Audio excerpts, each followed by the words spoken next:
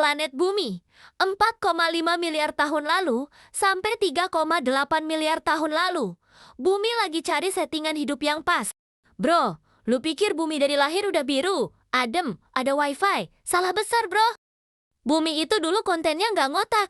Pernah jadi neraka, pernah jadi kulkas, baru akhirnya jadi kos-kosan buat kehidupan. Selamat datang di 3 fase puber Bumi. 3 fase gila Bumi sebelum layak huni. Pertama, fase bola api atau Hell Earth. Umur Bumi 0-50 juta. Tahun, suhu 1200 derajat Celcius. Isinya magma doang. Abis ditabrak Theia, Bumi makin hancur. Seluruh permukaan, lautan lava.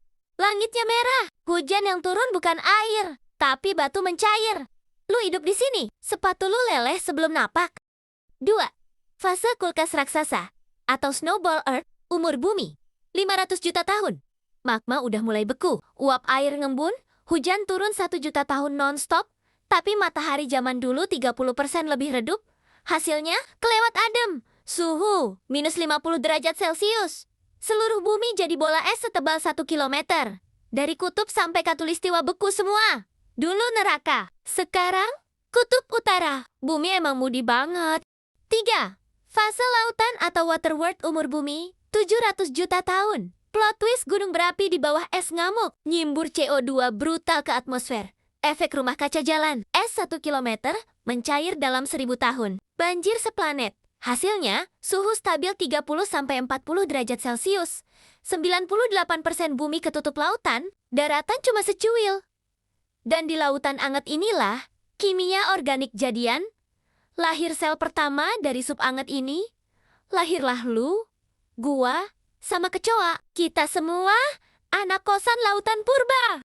Kesimpulan titik koordinat, bumi butuh 700 juta tahun buat nemu suhu yang pas. Kepanasan, mati. Kedinginan, mati. Anget-anget kuku, jackpot. Dan kehidupan nongol. Jadi, kalau lu sekarang ngeluh duh panas banget, atau duh hujan mulu, ingat, bumi udah pernah ngerasain yang 1000 kali lebih parah.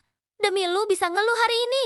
Bersyukur dikit ngapa? Kayak bumi, udah di prank semesta, tetap mau jadi rumah buat lu. Tata surya kita sangat unik loh. Di antara miliaran sistem bintang yang ada di alam semesta.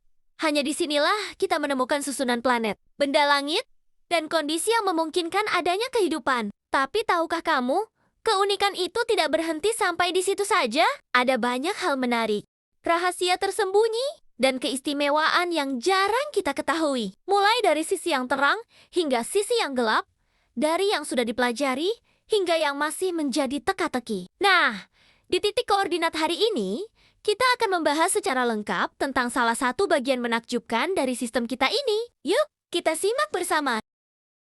Merkurius, planet pertama atau terdekat dari matahari. Jaraknya sekitar 57,9 juta kilometer. Planet terkecil di tata surya, diameternya hanya sekitar 4.880 km lebih kecil dari bulan-bulan besar, seperti Ganymede, bulan dari Jupiter, dan Titan, bulan dari Saturnus. Tampak abu-abu gelap, permukaannya penuh dengan kawah seperti bulan. Merkurius tidak memiliki bulan maupun cincin. Atmosfer sangat tipis dan nyaris tidak ada, sehingga tidak bisa menahan panas atau melindungi permukaannya dari benturan benda langit. Karena tidak memiliki atmosfer tebal, perbedaan suhu di kedua sisinya sangat mencolok. Sisi yang terkena sinar matahari, suhunya bisa mencapai 430 derajat Celcius. Cukup panas untuk melelehkan timah. Sisi yang gelap, suhunya bisa turun sampai minus 180 derajat Celcius. Sangat dingin, bahkan lebih dingin dari permukaan Pluto. Yang menarik, meskipun sangat dekat dengan matahari, para ilmuwan menemukan es air di daerah kawah yang selalu gelap di kutubnya. Karena bagian itu tidak pernah terkena sinar matahari sama sekali. Suhunya tetap sangat dingin, sehingga es bisa bertahan jutaan tahun. Permukaan Merkurius dipenuhi dengan kawah bekas benturan yang terbentuk miliaran tahun lalu. Mirip dengan permukaan bulan. Ada beberapa ciri khasnya.